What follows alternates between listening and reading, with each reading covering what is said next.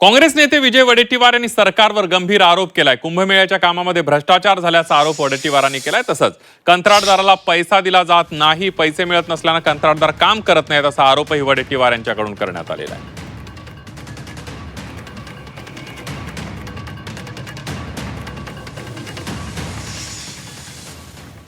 प्रचंड उधळपट्टी दुसऱ्या नवीन कामावर चालली, रस्त्याच्या आणि मोठमोठ्या रस्ते समृद्धी आणि आपला काय म्हणतो त्याला शक्तीपीठ सारख्या आणि कंत्राटदाराचे पैसे देण्यासाठी हे होतं।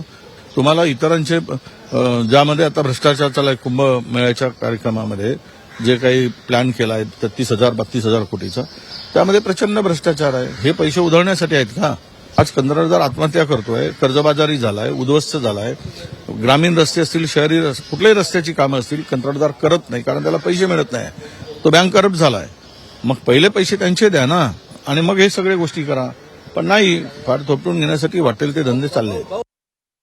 आपण कर्जमाफी देखील शेतकऱ्यांची यावर्षी केलेली आहे। लेक लाडकी योजना, लाडकी बहीण योजनेसारख्या अनेक योजना, आपण मुलींची फी माफीसारख्या अनेक योजना सरकारने राबवल्या आणि मोठ्या प्रमाणामध्ये राज्यात पायाभूत सुविधेचे काम देखील त्याच माध्यमातून सुरू आहे। थोडंसं आर्थिक जी घडी होती ती अडचणीची झाली होती, परंतु त्या सर्व परिस्थितीला मात करून आम्ही मागील 6 वर्षात टप्प्याटप्प्याने सर्व गोष्टी क्लिअर करत आहोत। मोठ्या प्रमाणामध्ये नवीन कामं आपण घ्यायला सध्या तुर्तास आपण बंदी घातलेली आहे, जेणेकरून जुन्या लोकांचे पेमेंट देता येईल आणि त्या टप्प्याटप्प्याने देण्याची कारवाई सुरू आहे।